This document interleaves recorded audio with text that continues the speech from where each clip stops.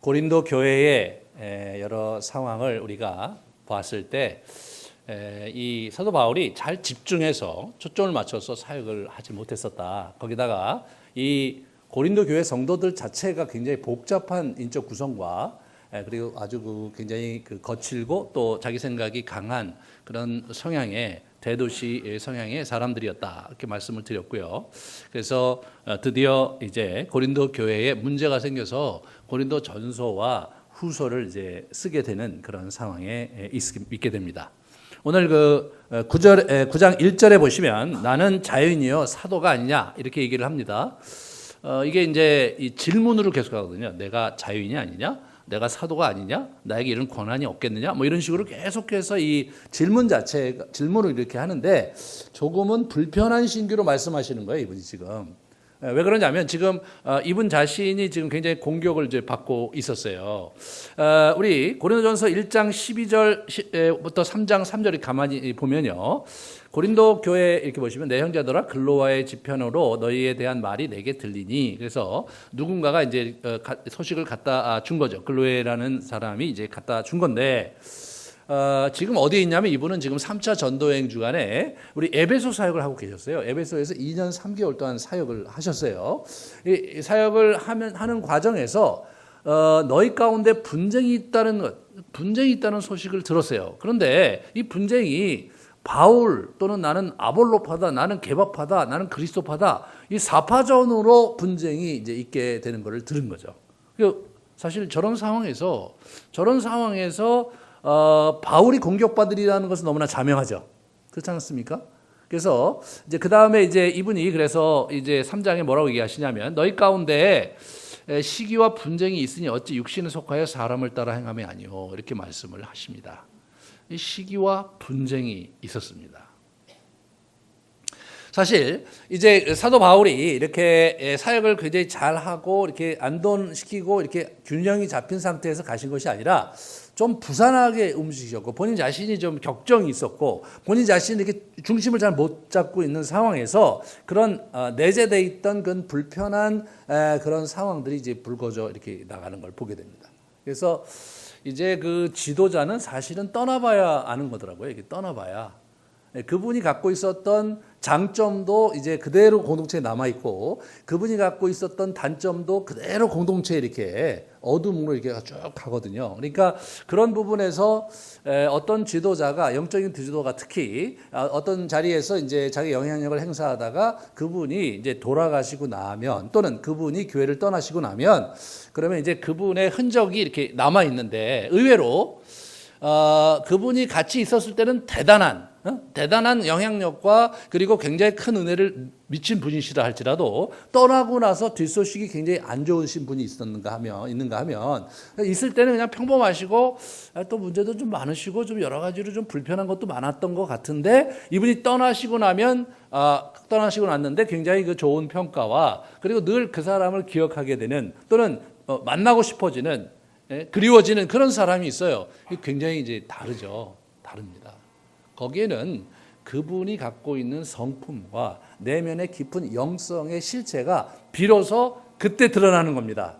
제가 이제 저희 교회를 사용하고 떠나야 제 실체가 이제 비로소 이렇게 드러나는 거거든요.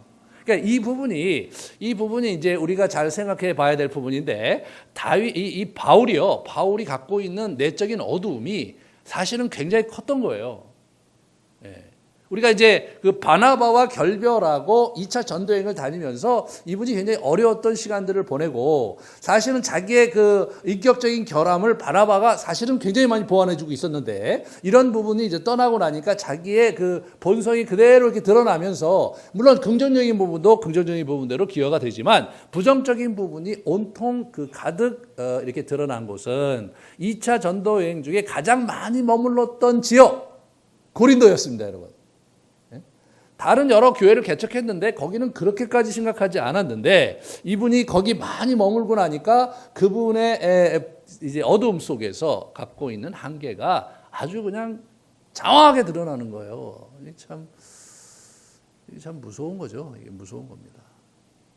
우리가 이제 하나님 앞에 가서 이제 죽어서 이제 주님 앞에 이렇게 심판석상에 딱 이제 이렇게 갔을 때 그냥 우리가 평생을 살아오면서 가진 그 열매들이 그냥 드러나는 거 아니에요? 우리의 성품의 열매, 우리가 또 하나님 앞에 드렸던 외적인 열매들이 그냥 드러나면 그냥 한순간에 우리가 어떤 삶을 살았는지 명백하게 드러나기 때문에 그분 앞에 얼굴을 이제 들을 수가 없는 그런 일들 또는 어떻게 말을 이렇게 불평할 수 없는 그런 심판의 날을 여러분과 제가 이제 맞이하게 되는 거거든요.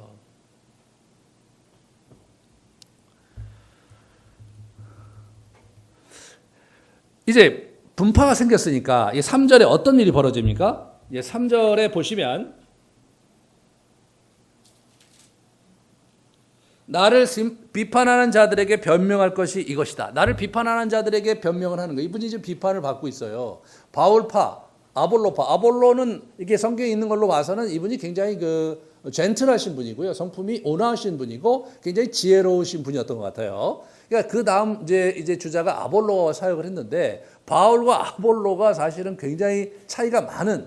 왜냐하면 바울은 아주 그냥 뛰어난 학자이기도 하지만 아주 성격이 굉장히 모관하고 거친 분이었고 아볼로는 그런 분은 아니었던 것 같아요. 그러니까 아볼로와 바울파가 이제 이렇게 있는데 이제 아볼로를 지지하는 분들이 있었고 이제 바울을 또 더 좋아하는 분들이 있었겠죠. 그런 가운데 일이 이제 묘하게 돌아가니까 이제 개바파가 나오는 거예요. 개바파가. 그러니까 왜 개바파가 나왔겠느냐 미루어 짐작한데 이 사도권 시비 때문에 나온 거죠. 바울이 도대체 어떤 분이냐? 그 사도권에 이제 문제가 이제 있으니까 결국은 뭐 예수님의 수제자인 게바다.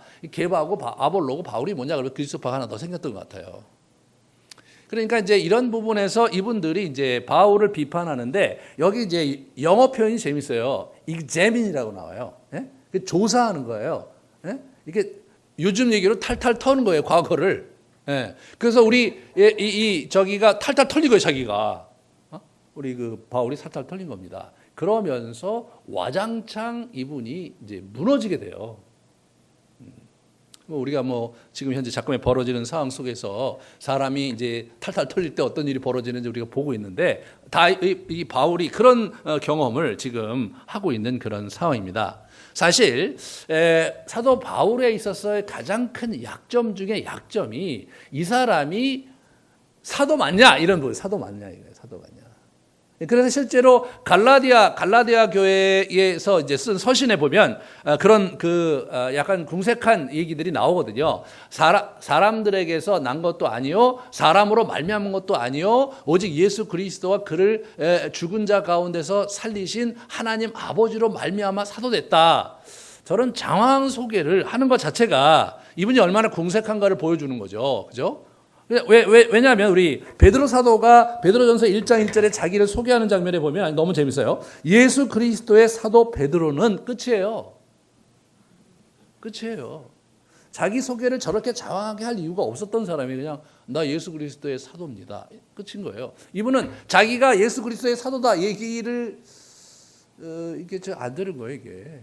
이제 그 다음에 이제 왜냐하면 이분이 저 복음서에 안 나오잖아요. 예? 복음서에 안 나온 분이 예수님 살아계실 때에 있었던 행적이 전혀 없었던 분이시거든요. 자, 우리 갈라디아서 또 그 이후에 또 보시면 이는 내가 사람에게서 받은 것도 아니고 배운 것도 아니고 오직 예수 그리스도의 계시로 말미암았다. 내가 갖고 있는 복음은 나를 택하시고 나를 부르신 이가 그의 아들을 이방에 전하기 위해서 그를 내 속에서 나타나시기를 기뻐하셨을 때 다메섹 사건을 얘기하는 거거든요. 내가 가진 복음은 사도들이 예수 그리스도의 사도들이 전했던 복음을 내가 전하는 것이다. 이렇게 얘기하신 게 아니라 나는 그냥 직접 예수 그리스도에게서 계시를 받은 것이다. 이런 얘기를 하는 거예요. 왜냐하면 다메섹 도상에서 만났던 예수 그리스도에게 직접 받은 게 맞거든요. 이분이요. 그렇지만 일반 사람들이 생각할 때는 어떻습니까? 할 말은 없죠. 예수님 만났다고 그러는데. 여러분, 제가 어젯밤에 예수님 만나갖고 예수님께 유학생 이런 얘기 들었는데, 우리 교회가 앞으로 이렇게 나가야 된다고 합니다. 이렇게 얘기하면 여러분이 어떤 생각을 하시겠어요? 목사님이 기도하다가 예수님 만났다는데 할 말은 없지만, 그거 어떻게 받아들였지? 당혹스럽겠죠. 예. 저도 그런 거예요. 사실 그런 거예요. 객관화되지가 않는 거거든요. 하지만 저걸 저런 식으로 할 수밖에 없는 궁색한 바울이죠. 왜냐하면 과거가 안 좋거든요, 이 사람이. 그래서 이제 우리가 이제 보면은 이 뭡니까? 복음서에서 이분은 12사도도 아니었고 70인 제자도 아니었잖아요. 예. 우리 사도행전 7장과 8장에 보면 뿐만 아니라 이런 교회를 박해한 사람이에요. 굉장히 많은 사람들을 죽였어요. 그러니까 나는 사도들에 의해서 내가 사도들의 복음을 전한다고 얘기하기가 좀 곤란해요. 왜냐하면 우리가 알고 있듯이 쫓겨났잖아요. 저 예루살렘에서도 쫓겨나갔고 그래갖고 그냥 저쪽에 저기 다소에 가서 고향에 가서 오랫동안 푹 썩다가 이제 겨우 이제 안디옥 교회 와갖고 사실 들어온 거니까 사실 본인은 바나바로부터 전수받은 건 있을지 모르지만 우리 사도들로부터 전수받은 것도 없잖아요. 이게 사실 얘기할 게 별로 없는 사람이 이 사람이요. 나는 예수 그리스도의 계시를 받았다 이렇게 얘기하지만 그렇지만 객관적으로 그것을 얘기하기 어려운 거예요. 그는 다메섹에서 만난 예수님을 얘기하고 그렇게 얘기하면서 결국은 2절에 이분이 궁색하게 이렇게 얘기하십니다. 다른 사람들에게는 내가 사도가 아닐지라도 너에게는 사도니 나의 사도됨을 주 안에서 인치신 것이 너희다. 그런 얘기를 하는 거죠. 이분이 그래도 여러분은 아시지 않냐? 내가 사도로서 여러분 앞에 이제 예배를 드리고 말씀을 전하고 그럴 때 하나님께서 역사하시고 성령께서 역사하셨기 때문에 다른 사람 몰라도 여러분은 아시지 않냐? 내가 사도인 것을 라고밖에 얘기할 수 없는 거예요. 그죠? 그렇게 얘기할 수밖에 없는 거예요. 그러니까 여러분 제가 이제 이제 목사인데요. 이제 여러분이 제가 목사인 걸 어떻게 아십니까? 이게 진짜 저 양반이 목사 맞는가? 이런 얘기를 한 번도 여러분은 나한테 그런 얘기를 이제 이렇게 정식으로 하신 적은 없죠. 뒤에서 얘기하신 적은 있는지 모르지만. 그래서 이제 만약에 여러분들이 이제 저에 대한 불만이 생기고 제가 하는 여러 가지 일들과 행동에 있어서 조금 좀 의아하게 좀 목사님이라고 하는데 왜 저렇게 하시지? 이런 부분이 여러분이 생겼을 때 그랬을 때 뒤를 털게 되잖아. 탈탈. 저분 좀 도대체 어디서 안수 받으신 거야? 학교는 어디 나오신 거야? 제대로 된 학교 나오신 거 맞아? 이런 얘기를 할 수가 있잖아요. 그죠? 막 그런 긴장이 있을 때 제가 저를 어떻게 방어하겠어요? 내가 몇 년도에 어느 신학대원을 내가 졸업을 하고 그리고 몇 년에 내가 목사 안수를 어느 노예에서 받았다. 이렇게밖에 얘기 못 하는 거죠. 그죠? 그런 얘기를 해야 된다는 것 자체가 뭐예요? 궁색한 거죠. 궁색한 거예요. 그러니까 이분이 지금 그런 식으로 이제 많이 이렇게 이제 몰리고 있는 건데, 그러면 왜 바울이 이런 형태로 궁색하게 몰렸는가에 있어서 이분이 전형적인 그러한 사역자, 그 당시 사도들이 했던 그런 방식대로 일을 안 한 거예요. 그러니까 이게 빌미가 될 수밖에 없었던 거죠. 먼저 그 당시에 헬라 철학자들의 여행 교사들이 있었는데 거기 헬라 지역이잖아요. 근데 이 사람들은 후원자들이 있었다고 그래요. 그래서 귀족들 이런 사람들이 후원을 받아갖고 돌아다니면서 이렇게 사람들한테 자기 철학을 설파하고 그런 교사들이 있었고요. 또 우리 일반적으로 사도들도 모든 사람들도 이렇게 보면은 지원을 받아가면서 후원을 받아가면서 일을 했어요. 근데 이분은 그렇게 안 하셨다고요. 와갖고 텐트 메이커하고 천막 만드는 일도 하고 그런 일을 이제 하셨는데 그런 것들이 이제 이분들한테는 좀 불편했던 거예요. 실제로 이런 배경들에 대한 책들을 보면 그 당시에 아마 그 교회에 굉장히 사회의 저명 인사라든가 귀족 계층이 있었다면 자기의 이 사역자가 그렇게 가서 일하고 그러는 거를 상당히 부끄러워하거나 상당히 불쾌했을 것이다. 왜냐하면 그게 어너러블하지 않았던 거예요. 그 당시 문화에서. 그렇게 이렇게 존경할 만한 또는 이렇게 칭찬할 만한 그런 일이 아니었던 거예요. 그렇지 않겠어요, 여러분? 그러니까 그런 부분에서 이분이 어떤 때는 가서 자기가 이제 이렇게 후원을 받아가면서 또는 사례를 받아가면서 열심히 일을 하셨지만 또 어떤 지역에 가서는 그냥 자기가 자비량으로 셀프 서포팅하면서 그렇게 또 일을 하셨던 거예요. 그런 부분을 이제 이분이 이제 이렇게 경험을 이제 하고 있었던 첫 번째 이것이 상당히 이분이 이제 흠잡힐 일 중에 하나였다. 동시에 이분이 그 사역 방식을 보면요, 이렇게 자기도 변명을 하지만 자기 아내를 안 데리고 다녀요, 그죠? 여기 얘기하실 때 그렇게 얘기하시잖아요. 나도 주의 형제나 그리고 사도들이나 그리고 게바처럼 믿는 그 아내를 데리고 다닐 권위 없겠느냐. 이분은 사실은 독신으로서 열심히 헌신한 거 맞지만 그러나 그게 구설수가 된 거예요. 그게 구설수가. 여러분 그게 구설수가 된 이유가 뭘까를 생각해 보세요. 예. 그 사람이 좀 이렇게 정서적으로 안정적이지 않다 그런 얘기를 받았겠죠. 실제로 이분이 굉장히 격정에 휩싸이고 자기 감정 컨트롤을 못하는 상황이었는데 결혼을 안 했을 때는 당장 그런 얘기 나오지 않았어요? 아우 저분 이게 결혼을 하셨어야 되는데 저렇게 그냥 자기 감정을 주체를 못하시고 저렇게 화를 내시고 그 딱하다 이런 얘기도 할 수 있지만 아유 저러니까 결혼을 못했지 이렇게 생각할 수 있죠. 예, 그런 생각할 수 있어요. 그러니까 이분이 자기가 갖고 있었던 그 흠집이 이제 그런 식으로 공격을 받는 거죠. 이제 다음 주에 얘기하겠지만 이분이 그 말을 하는 것도 별로 안 좋았어요. 이렇게 말을 잘 이렇게 사람들한테 편안하게 말을 못하는 그런 성격이었어요. 그러니까 이제 이런 부분에서 성도들의 입장에서 볼 때는 불편한 게 여러 가지가 있었는데 이게 파벌로 되니까 그게 극단적으로 가버리는 거죠. 그 다음에 이분의 이제 자기 변호를 할 때 이제 나타나는 장면이 뭐냐면 나는 뭐냐면 율법 없는 자에게는 율법 없는 자처럼 율법 있는 자에게는 율법 있는 자처럼 약한 자에게는 약한 자처럼 내가 그렇게 했다. 왜냐하면 한 사람이라도 더 예수를 믿게 하기 위해서 내가 그런 모습을 보였다. 그런 얘기를 하는 거예요. 여러분 그것이 사실은 본인의 주장이 그런 거지 성도들의 입장에서는 그렇게 느껴지지 않을 수 있는 여지가 많죠. 가령에 들어서 율법 있는 사람한테 가서는 율법이 귀하고 모세의 가르침이 참 훌륭하고 그리고 그것이 굉장히 윤리적으로 탁월하다 그런 얘기를 막 하면서 격려를 했는데 율법 없는 사람한테 가서는 율법 그거 할래 그거 안 해도 되는 거고 율법 그거 다 지나간 얘기고 이런 식으로 얘기를 한다면 사람이 일관성이 없잖아요. 그런 거예요. 굉장히 부한 사람한테 가서는 또 우아하게 잘 부한 사람 어울리는데 또 가난한 사람한테 가서 또 가난하게 같이 하고 쇼업 하는 것 같잖아요. 쇼업. 그러니까 이런 부분에서 이분이 갖고 있었던 그러한 어떤 그 사역 방식 자체가 사람들 중에서 의구심을 갖게 하는 저 양반 왜 저렇게 얘기하지? 왜 저렇게 행동하시지? 이런 의구심을 갖게 하는 부분이 많죠. 이분이 많아요. 이분이요. 거기다가 이분이 감정적으로 막 격한 그렇게 막 얘기할 때는 그 간극이 쫙 벌어지죠. 그렇게 벌어집니다. 뭐 이런 부분에서 저도 이렇게 자유롭지 않은 사람인 거 여러분 아시는데, 저도 가끔 제가 화가 날 때 막 이런 얘기 하다가 그 좀 힘들어 하시는 분이 있다고 들을 때 제가 너무나 이 자리에 정말 죄송하다고 저는 이렇게 말씀드리고 싶습니다. 이게 좀 어려워요. 이렇게 하다 보면 왜냐하면 나도 울퉁불퉁하니까. 그래서 이분이 이제 그렇게 이제 이분이 하신 거죠. 그러니까 저는 이분 묵상하면서 저는 많이 공감을 했어요. 야, 이분이 이게 훌륭한 분이었지만 이분이 자기 한계 때문에 또 일도 많이 벌렸던 그런 분이었구나. 네.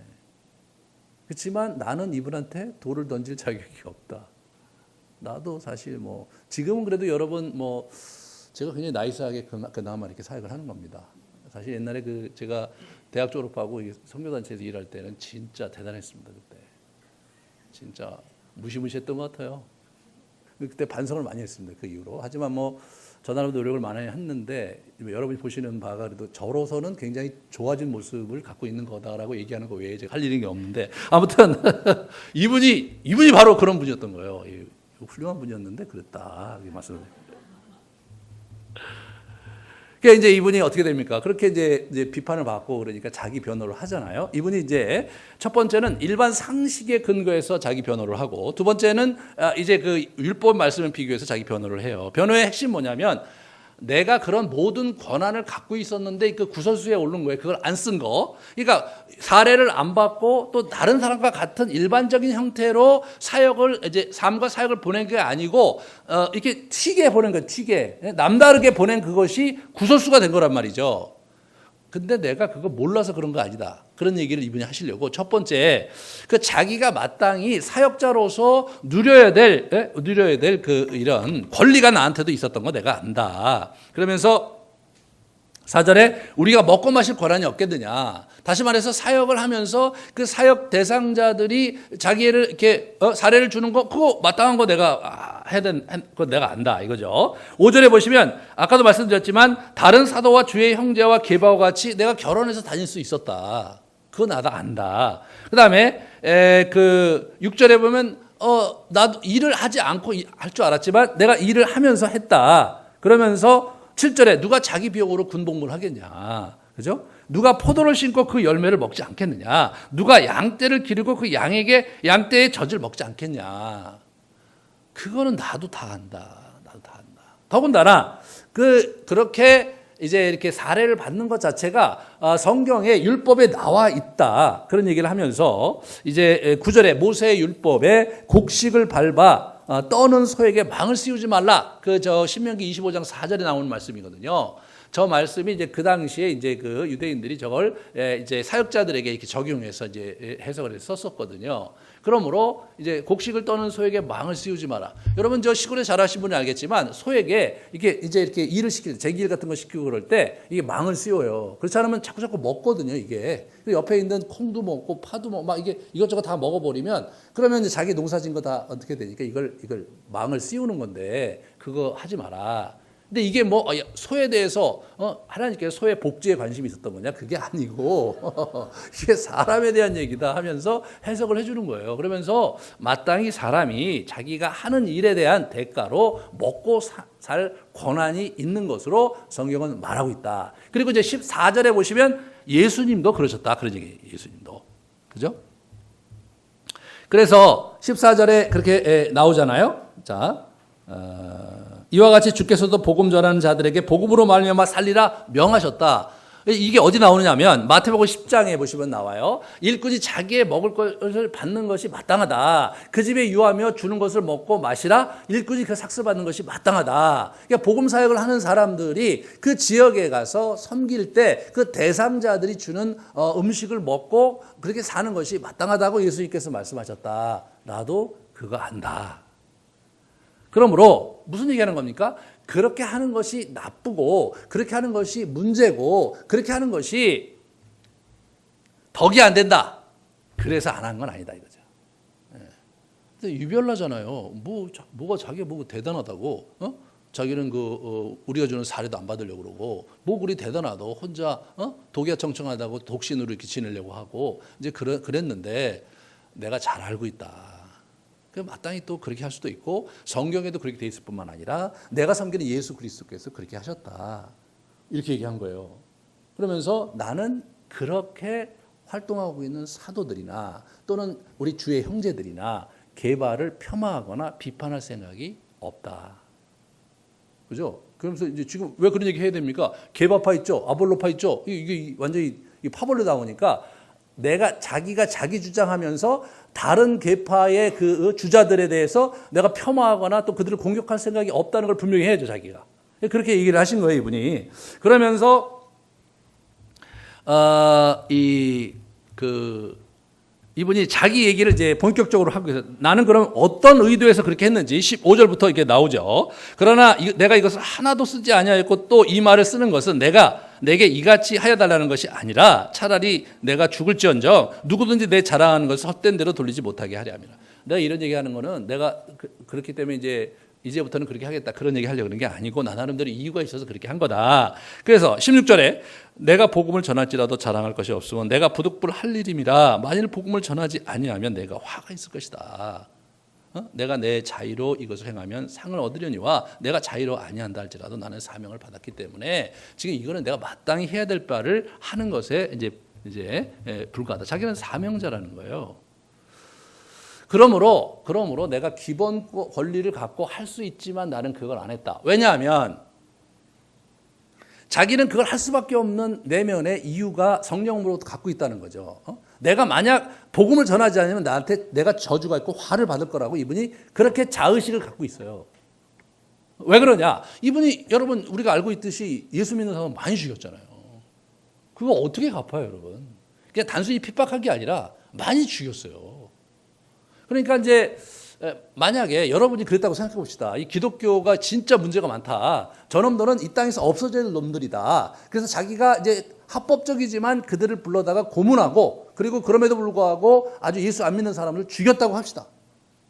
근데 나중에 나중에 보니까 예수님이 정말 참 하나님이시고 내가 정말 잘못했고 그래갖고 이제 그걸 회개했는데 거기다가 이제 네가 복음 전하는 교회를 세우는 일을 감당한다고 하면 여러분 어떠시겠어요?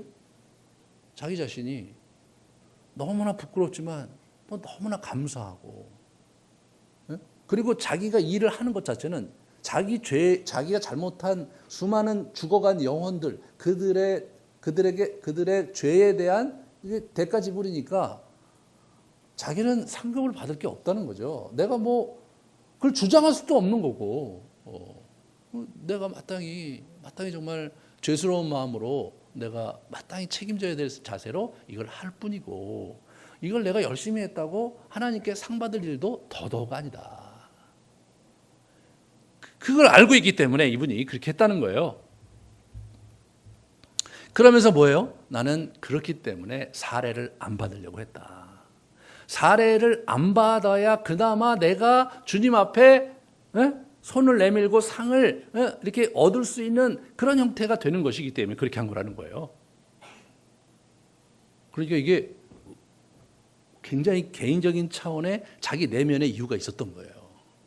그들을 폄하하거나 그들을 비판하거나 그들을 잘못하고 저렇게 하면 안 된다고 하기 때문에 정죄하는 자세로 그렇게 한 게 아니라 그거 그렇게 할 수 있는 거 맞는데 나는 남달랐다. 나는 과거가 여러분도 알다시피 나는 정말 문제가 많은 사람이었고 그래서 내가 이 사명을 받고 마땅히 이걸 전하는데 그거는 너무나 당연하고 자명한 내가 해야 될 사명이므로 그것을 했다고 하나님께 내가 상급을 받을 일은 없다.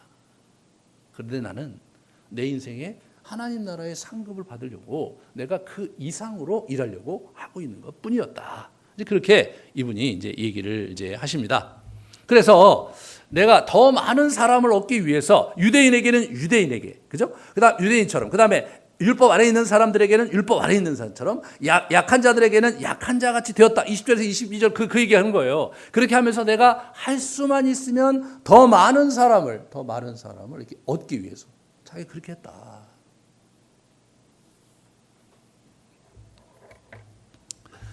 그러면서 이분이 아주 굉장히 그 중요한 표현을 23절에 하게 됩니다. 23절에 보시면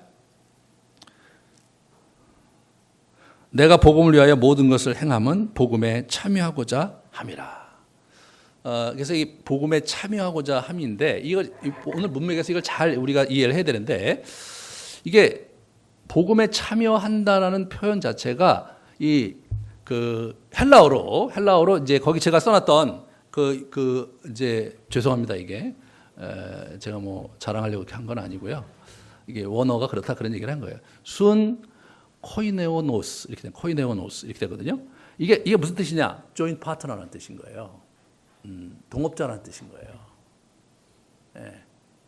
그러니까 이거를 근데 동업자라고 표현하는 게 좀 약간 이게 번역하신 분이 어색하니까 이거를 이제 참여하는 자, 복음에 참여하는 자 이렇게 표현을 한 건데 이게 지금 하나님 나라 유업에 대한 얘기를 이분이 계속 하시거든요. 고린도 6장도 계속 하거든요. 유업이라는 관점에서 보시면 이게 하나님 나라의 그 커다란 사업이 있는데 그 복음 사업에 내가 동업자로서 일하기를 원한다 그런 얘기를 하는 거예요, 이분이요. 나는 지금 동업자로 거기 있는 거다. 나는 피고용자가 아니다 이거예요. 나는 동업자다 이거예요. 나는 뭐예요? 지분을 얻기 원한다는 거예요, 이분이요. 나는 사례를 받기 원하는 게 아니라 나는 월급 받고 일을 하는 거 원하는 게 아니고 나는 동업자로서 그 복음 사역의 지분을 갖고 이제 살기 원한다 이겁니다.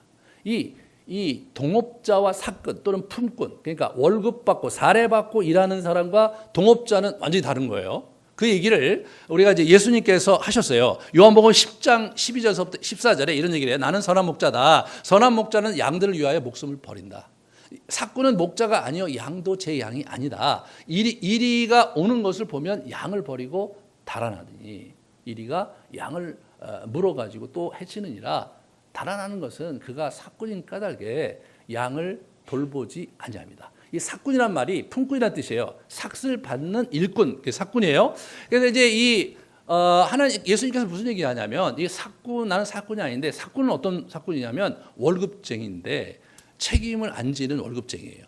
그래서 이제 어떻게 되냐면 이 목장이 있는데 이 목장은 주인 거예요. 양도 주인 거예요. 자기는 일한 만큼 사례를 받으면 땡이야. 그런데 이리가 와. 그리고 자기가 이리를 물리쳐야 되잖아요. 어떻게든지 이리와 싸워야 돼. 이리와 싸우다 보면 자기가 다칠 수 있어. 그러니까 어떻게 되냐면 놔두고 도망가는 거예요.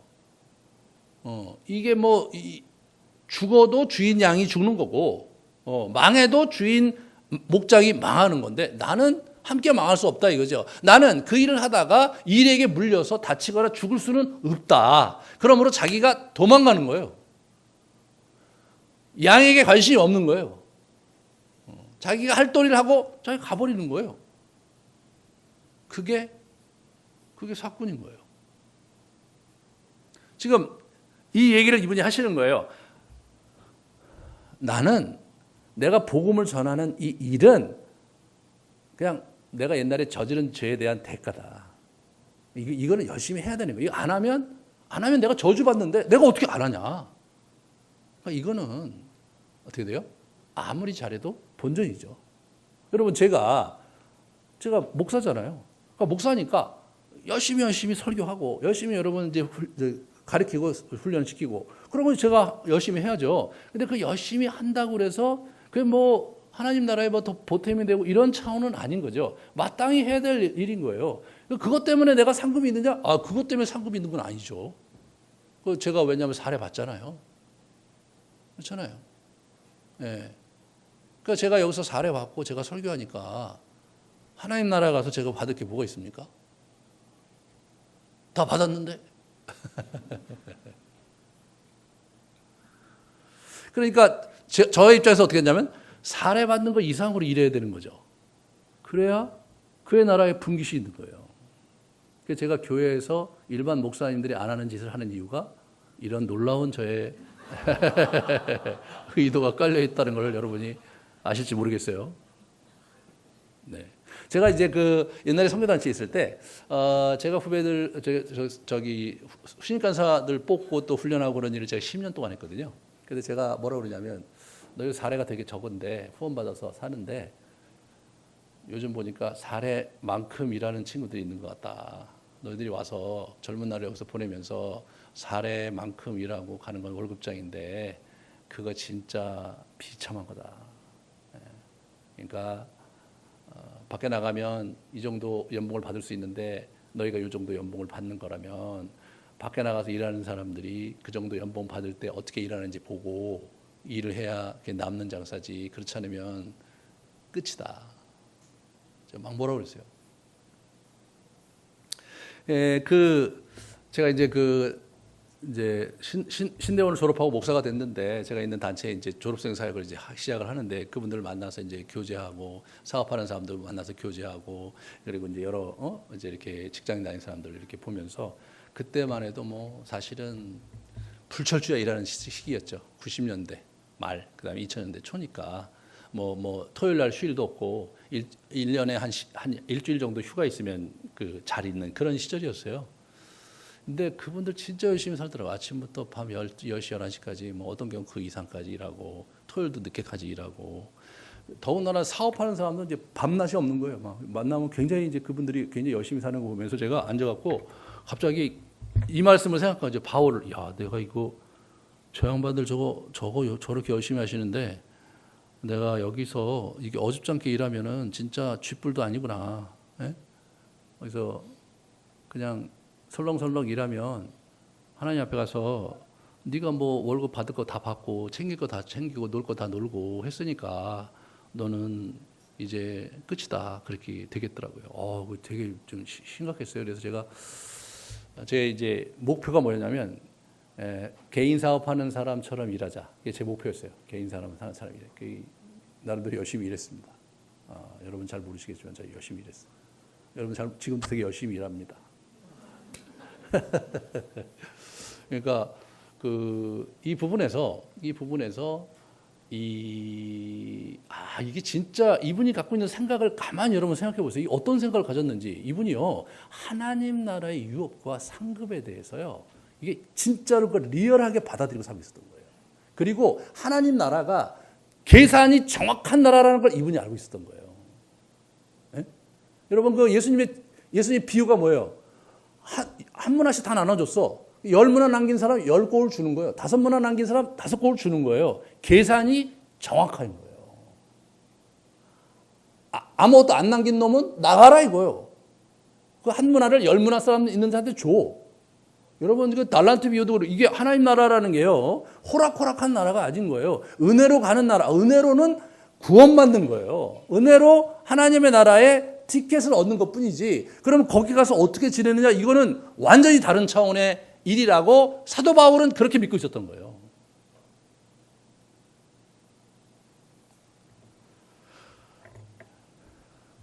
우리 교회의 이런 유업론이라든가 우리 교회의 이런 시스템이 다 사도 바울에서 나온 원리를 제가 적용한 겁니다. 굉장히 비즈니스적인 거예요. 하기 싫으면 말라 이거예요. 예. 예? 왜냐하면 하나님 나라를 철들고 살다 보면 계산이 나와야 되는 거예요.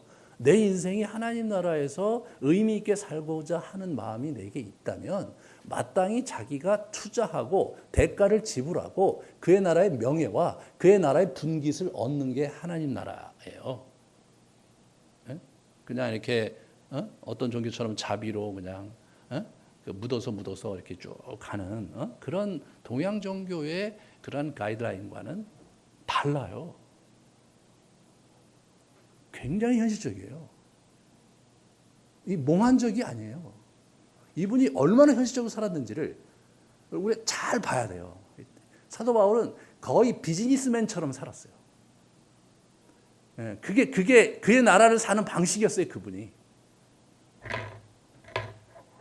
이분은 어떤 생각을 한 거냐? 나는 하나님 나라를 복음 사역을 하는 그 복음 사업에 나는 동업자다 이거예요. 그러므로 나는 동업자로서 내가 이제 갈 길을 하는데 나는 어떤 생각을 한 거냐면 이분은 내가 이 비즈니스를 크게 키워서 하나님 나라 복음 사역을 키워서 분깃을 갖겠다 이거예요. 내가 마땅히 뭐 해야 될 복음을 열심히 전하고 그리고 자기 할도리하고 또 후원도 받고 그렇게 살면 자기는 그냥 뭐 하나님 나라의 피고용인이고 하나님 나라 가서 자기 받을 게 없는 거예요. 너는 다 끝났네. 먹고 떨어져라. 끝난 거예요. 자기는 그거는 못하겠다는 거예요. 그러니까 어떻게 파이를 키운다 이거예요. 그래서 어떻게든지 다른 사역자들, 사도들, 주의 형제들이 어떻게 하든 상관없이 나는 정말로 사람을 얻기 위해서 율법이 있는 자에게는 율법이 있는 자처럼 율법이 없는 자에게 율법이 없는 자처럼 그리고 약한 사람이 약한 자처럼 하면서 내가 한 사람이라도 더 많이 긁어 모아서 그래서 하나님 나라의 이 복음 사역을 번창하게 함으로써 지분을 얻겠다. 이게 이분의 야심입니다, 여러분. 그래서 자기가 자기의 존재와 자기의 자존심을 초기같이 버리고 그리고 이제 그거에 도전을 하면서 이분이 파이팅하고 있는 거 이게 이분 얘기예요. 내가 여러분에게 굉장히 이상하게 비친 것은 내가 이런 철학을 갖고 있었기 때문에 그런 거였습니다. 내가 그들을 정죄하거나 그들이 잘못됐다 그런 얘기 하는 게 아닙니다. 나는 스토리가 다릅니다. 나는 과거에 많은 그리스도를 죽였습니다.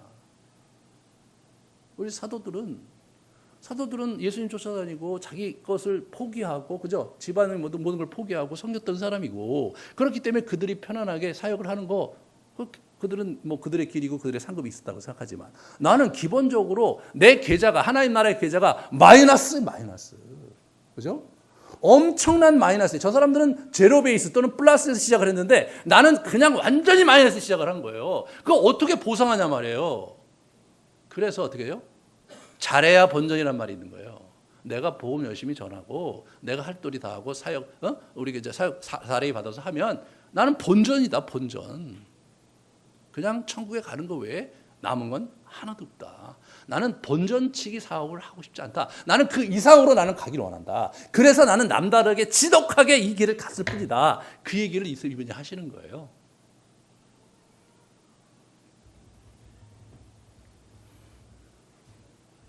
그러면서 하나님 나라 유업을 이제 이분이 이제 읽어가는 과정에서 자기 자신이 나는 그 육상 선수처럼 권투 선수처럼 나는 가고 있는 거다. 그런 얘기를 이제 하는 거예요. 24절에 보시면 운동장에서 다름질하는 자들이 다 달릴지라도 오직 상을 받는 사람은 한 사람인 줄을 너희가 알지 못하느냐. 너희도 상을 받도록 이와 같이 다름질해라. 그런 얘기를 하는 거예요. 이게 무슨 얘기냐면 저 고린도 교회가요. 고린도 교회래. 고린도 지역이 그 이스트미안 그 게임이라고 해갖고 그 2년마다 한 번씩 큰 제전이 있었던 곳이에요. 한번 같이 보겠습니다.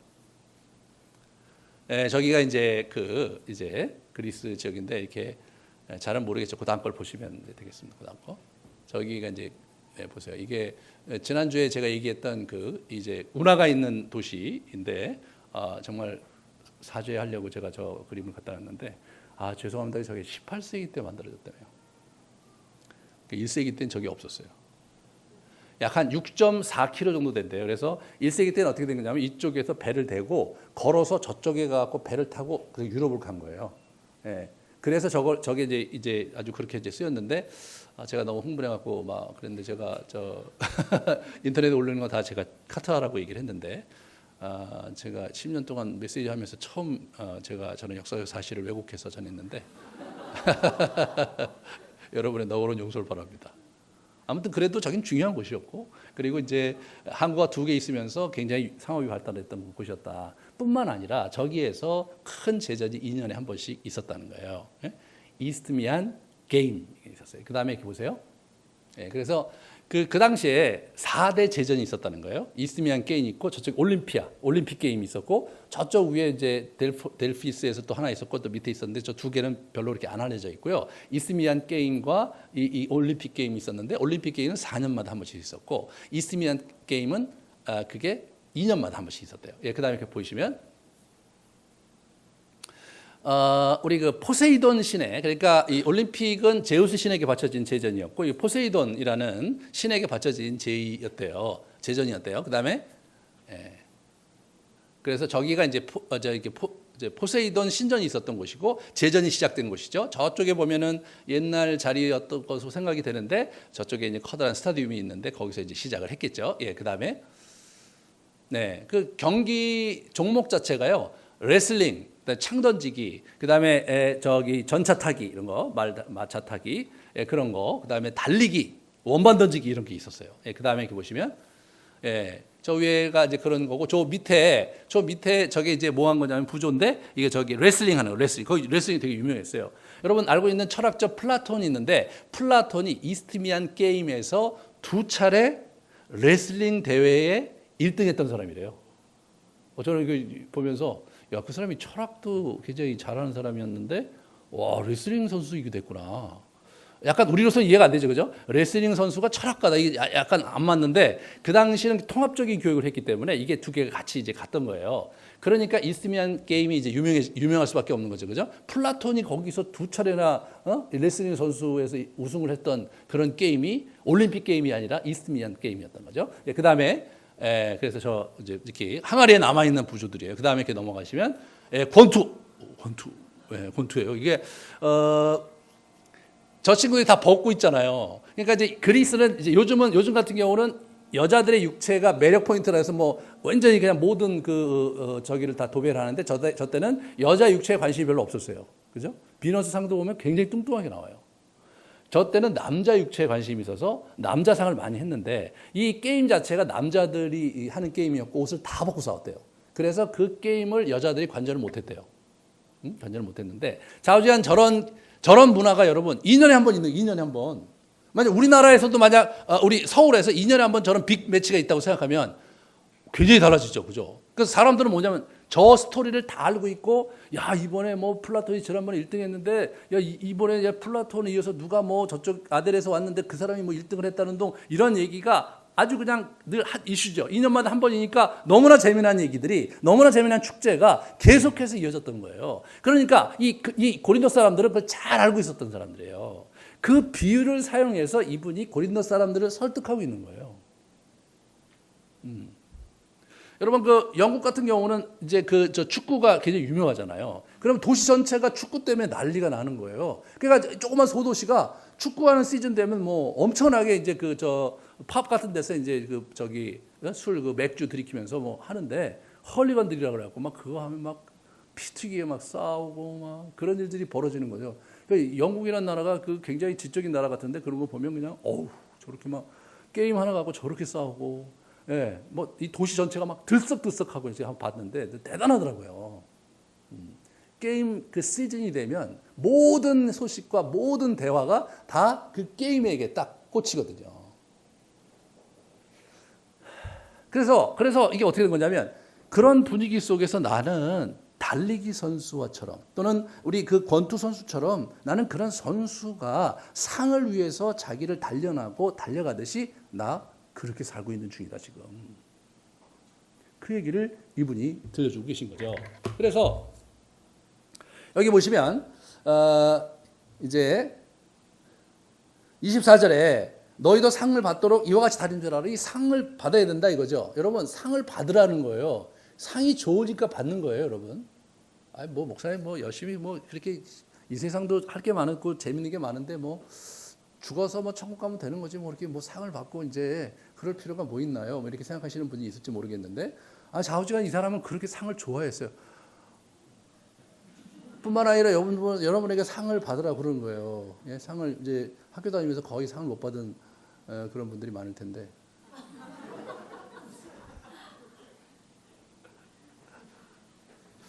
아무튼 상을 받아보니까 저도 이렇게 받아보니까 좋더라고요. 아무튼 뭐 제 얘기는 그만하고 아무튼 그러면서 이 길을 다투는 자마다 모든 일에 절제하나니 그들은 썩을 승리자의 관을 얻고자 하되 우리는 썩지 아니할 것을 얻고자 한다. 그러면서 그 관 얘기를 한단 말이에요. 한번 보실래요? 관. 저거예요, 저거. 그래서 하나는 이쪽 여러분이 보시기에 좌측은 이제 그 올림픽 관이고요. 이제 우측이 저 소나무예요, 소나무. 여기 이스트미안 그 게임에서 하는 게 이 소나무인데 그 다음에 이렇게 보시면 저게 이제 그 소나무 그 관이잖아요. 이거 관. 저거를 받으려고 하는데 저런 거 받으려고 그렇게 죽도록 하는데 나는 그 영원히 있는 거 그거 받으려고 내가 한다. 그러면서 26절에 그러므로 나는 다름질을 향방 없는 것 같이 아니하고 싸우기를 허공을 치는 것 같지 않는다. 그 다음에 25절 앞에 보면 싸우기를 다투는 자다 모든 일에 절제한다. 자기 절제한다는 거예요. 실제로 그들은 저 게임의 선수에 이렇게 선발이 되면 절제하고 훈련하기로 1년 또는 2년 동안 하기로 이게 신자리가 선수하고 이제 시작을 한다는 거예요. 요즘도 그렇게 하듯이 저 때도 가면 저렇게 열심히 훈련을 했던 거예요. 그렇게 자기가 게임에 출전하는 선수처럼 자기는 자기를 절제하고 내가 이 달리기와 이 권투 시합에 최선을 다해서 지금 가고 있는 거다. 나는 그런 투지를 갖고 내 인생을 살고 있다. 그러면서 자기 자신을 디펜스 하시는 거예요. 근데 이분이 갖고 있었던 그 두려움은 뭐냐? 그거는 27절이에요. 내가 내 몸을 쳐 복종하면 내가 남에게 전파한 후에 자신이 도리어 버림을 받을까? 버림을 당할까 두려워한다는 거죠. 이게 이제 버림을 받는다는 표현이 사실은 이제 이게 사실은 이제 버린다는 표현도 있고요. 이게 자격 상실이라는 표현, disqualify라는 자격을 상실하는 그런 단어 두 개를 해석할 수가 있는데 이 단어 자체가 근데 이제 우리나라 성경은 버림받는다고 해석을 하니까 약간 좀 우리가 두렵잖아요. 뭐 하다가 버림을 받나. 근데 이게 지금 게임 중에 올림픽 게임인 것 같은 이스미스 게임스에서 하는 그 비유 속에 있는 거니까 이건 뭐냐면 선수로서의 자격 상실이에요. 자격 상실. 네? 실제로 요즘 나온 영어 번역은 다 disqualified라고 번역하고 있어요. 자격상실. 그러니까 자기는 뭐예요? 자기는 상을 타기 위해서 달리기도 하고 권투 시합도 하는 그런 사람인데 내가 잘못 달리거나 내가 잘못 권투를 하면서 약물 복용하고 그러면 어떻게 돼요? 자격상실을 받는 거예요. 자격상실이면 어떻게 됩니까? 상을 못 받는 거예요. 여러분 경주를 하면 열심히 달려가서 하면 1등, 2등, 3등 이렇게 해서 이제 상을 주잖아요. 하나님 나라는 그런 건 아니죠. 모든 사람에게 상을 주시겠죠. 그죠? 상의 내용이 다를 뿐이죠. 네? 그래서 1등, 2등이 아니라 5달란트 남긴 사람 5달란트. 이게 이 상을 그렇게 주시겠죠. 거기에 맞춰서. 근데 이제 갔는데 엔트리 넘버 계산에 내 명단이 없는 거예요. 자격상실. 그 진짜 낭패죠. 인생을 살았는데 주님 앞에 섰는데 거기 상급 줄 명단에 내가 없어요. 그거를 이 사람이 견딜 수가 없다는 거예요. 자기는 두렵다 이거예요. 내가 혹시 잘못 달리고 내가 이 선수 생활을 잘못해갖고 그래서 자격 상실 받을까봐 나는 두렵기 때문에 내가 하는 행동 하나하나를 나는 원칙과 그저 원리에 따라서 그래서 내가 하고 있는 것이지 여러분이 생각하기에 이렇게 흠이 있게 한 적은 없습니다. 그렇게 이분이 얘기하시는 거예요. 여러분은 정말 어떻게 살아가고 계십니까? 여러분 정말 이 선수에 출전했듯이 좀 하나님 나라의 복음과 그리고 하나님 나라의 그런 의와 하나님 나라의 일을 위해서 여러분이 정말 준비되고 절제하면서 여러분의 삶을 경주하는 삶을 살고 있습니까? 아니면 넋을 잃고 널브러져서 살고 있습니까?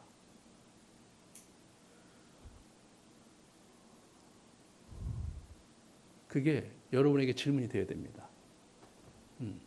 여러분이 여러분의 이제 삶을 사는 데 있어서 그리스도인으로서의 정체성을 가지고 사회생활을 해야 되잖아요. 그죠? 저는 이제 교회에서 이렇게 있지만, 하지만 여러분이 그런 그리스도인의 정체성을 가지고 여러분의 직장의 삶 속에서 여러분이 인생을 살아가는데 여러분이 복음의 진보를 위해서 하나님 나라를 위해서 여러분이 분투하는 삶을 살아가고 있느냐.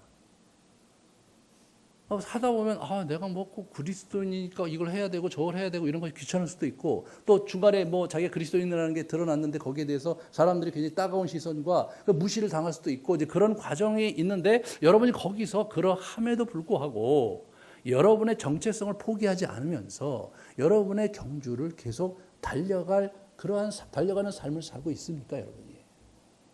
아니면 여러분의 색깔을 숨긴 채 교회에 나와서는 여러분이 그리스도인이지만, 그렇지만 사회나 직장 생활하면서 그리스도인의 정체성을 슬쩍 가린 채 그럭저럭 여러분이 살고 있다면 여러분은 자격 상실인 거죠.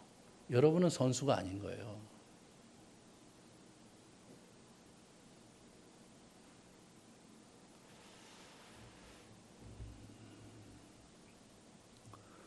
사도 바울은 그들에게 얘기하는 겁니다. 지금 나를 비판하고 지금 그러면서 세월 보내고 있지 마라. 나 지금 달리기 열심히 하는데 당신들도 달리기 열심히 하도록 상을 받기 위해서 열심히 달려가야 된다. 지금 이런 쓰잘데없는 일에 시간을 보내고 그 파벌주의에 휩싸여 갖고 서로 비판하고 누구 뒤나 털고 그렇게 살지 마라.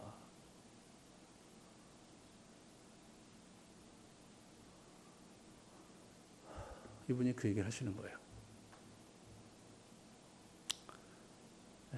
사도 바울이 아주 날카롭게 자기의 입장을, 자기 인생을 얘기한 건데, 문제는 이게 안 먹혔어요. 그래서 더 심각한 상황이 벌어져서 고린도 후서를 씁니다.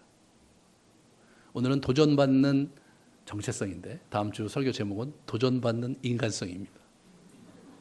그러니까 정체성을 넘어서 존재에 대한 시비와, 그리고 이제 자기 감정이 다 상해서 이제 거의 막장 드라마처럼 서로 부딪히는 장면이 나오는데 훨씬 더 재밌을 겁니다. 다음 주에 뵙도록 하겠습니다. 우리 같이 기도하고 정리합시다.